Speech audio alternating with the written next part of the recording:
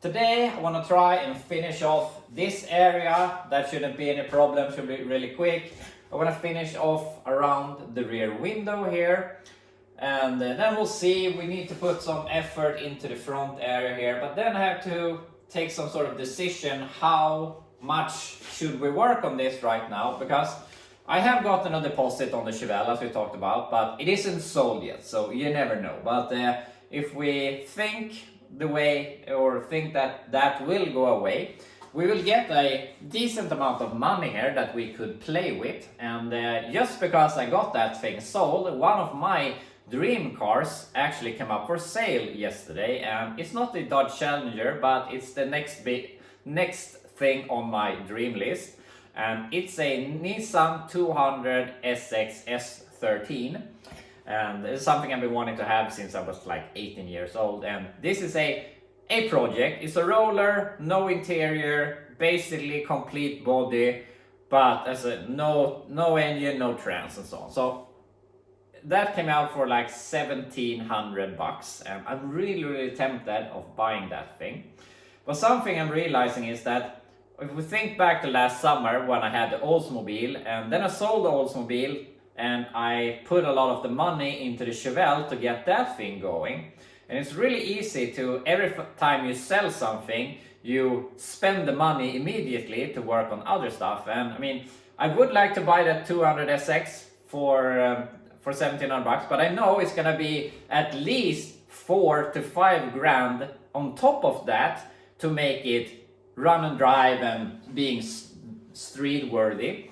So that's a lot of money, and I am really tempted to start putting a diesel in my truck, an OM 603 or 606, but I know that's gonna be at least 4 grand before I have an engine in the truck with the pump and turbo and everything that I want. And I found the frame for the Impala, that's like $700. Not a huge cost, but it's still money.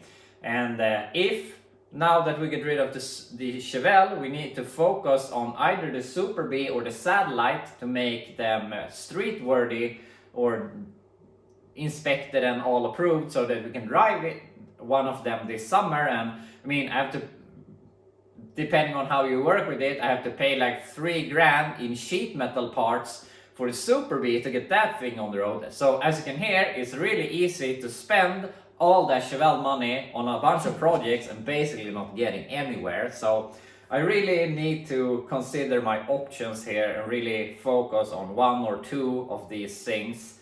And I really feel that the Nissan is not really the thing I should be focusing on. But we'll see. I'm gonna let it sit on marketplace for a while, and if it doesn't get sold, I might reach out to him. But I really hope it gets sold so I don't have to think about it.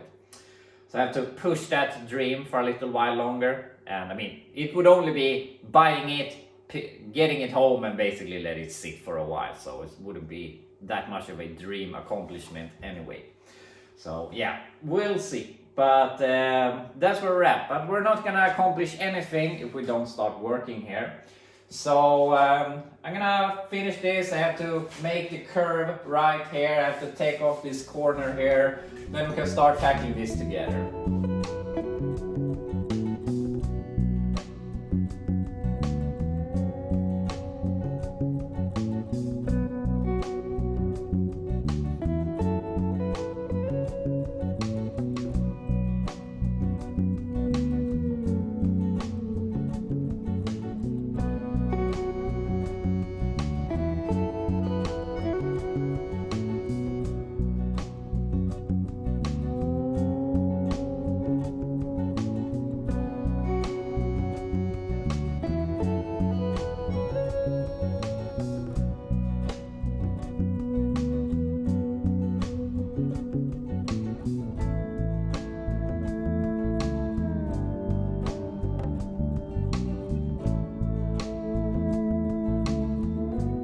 We've done a bunch of progress here, and I couldn't help myself to fully weld this because I wanted to see where I'm at. And I'm currently working with this in the background also to try and make this as good as possible.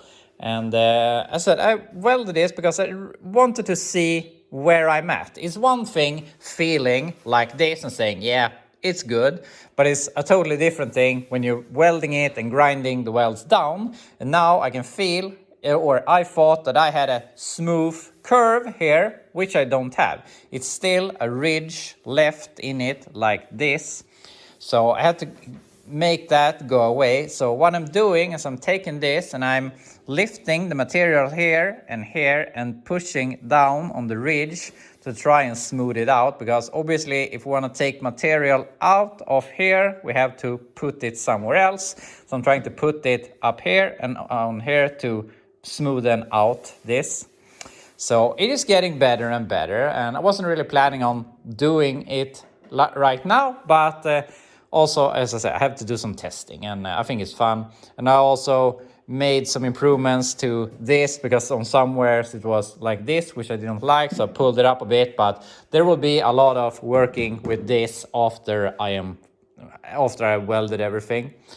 But I'm gonna give this some more love, see how good I can get it. Then we're gonna tack all of this in place.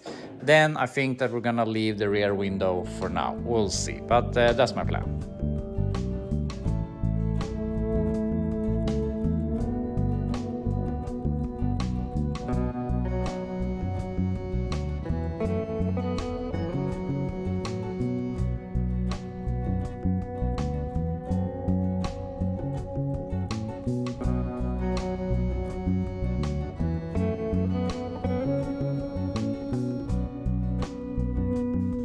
After a lot of hammering and pulling and back and forth, I think I've gotten this at least filler able to make it look good. But I mean, we can see immediately that we have a ridge here, which we obviously is supposed to have. But I would say that we can't see that here. It looks like a smooth, even curve. So I'm happy with how this turned out. It could be worked a lot more, but yeah, it is shaping up really good. So we can look here on the other side. Here I still have an issue that I solved on that side, but here it feels pretty good. Here I definitely still have a ridge, and then we have like a low point here, and on the other side I spliced the roof here so I could fold this corner down a little more to make this transition better. So that's something we have to do on this side, but I'm not going to focus on that right now. So I'm really happy with how the roof is taking shape. So now I'm going to go ahead, I'm going to tack the whole upper half of the window hole here. And then I want to try the window, because the thing is I obviously cut all around the window except from the bottom and folded this down. And I was hoping that this would keep along, but it didn't. So we have a bit of a strange shape in the bottom compared to the window. So I'm going to see if we can make that better. But yeah, we'll get to that. First, we're going to weld all of this. After a lot of more work, we have this all tacked up. There was a big dent here that I found that was all filled with filler. So I removed that and I pulled that. It's decent now. But also we had this seam here, the old seam between the roof and the rear quarter, where we had some parts of it. So I cut that off and welded in some pieces so that it was more flush. So I'm gonna say this overall area is very, very close to where I wanted to be. It's a bit high here. I could do a splice, something like this, and try and push it in a little bit. But in all fairness, it is definitely workable with filler to make it look good. So that's good. And we're gonna talk about this, but I've been spending a lot of time on this, but also a lot of time on something else. And I'm really angry, and hopefully it is gonna sort itself out. I can't really go into it right now what it is, because it isn't cleared up yet, and it will hopefully be cleared up later tomorrow so that we can solve the last thing, or it's hopefully gonna be mostly cleared up tonight so that I can fix the last thing of this thing tomorrow. I know I'm very cryptic, but I don't want to tell too much before I know that I can solve everything. Or if I can't solve it, then I will obviously tell you what it's all about. But anyway, that has taken a lot of time and my energy.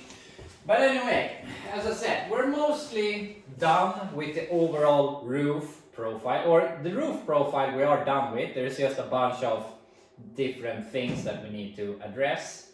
And obviously the rear window is a big one. And I just put this in with some foam here so that we have a nice even gap all the way around, or at least where I can have a nice even gap, because here we have a big gap, not only a gap like this, but also a gap like this. So the thing is, obviously I cut the rear window frame here and I folded it down, which obviously moved everything except this part.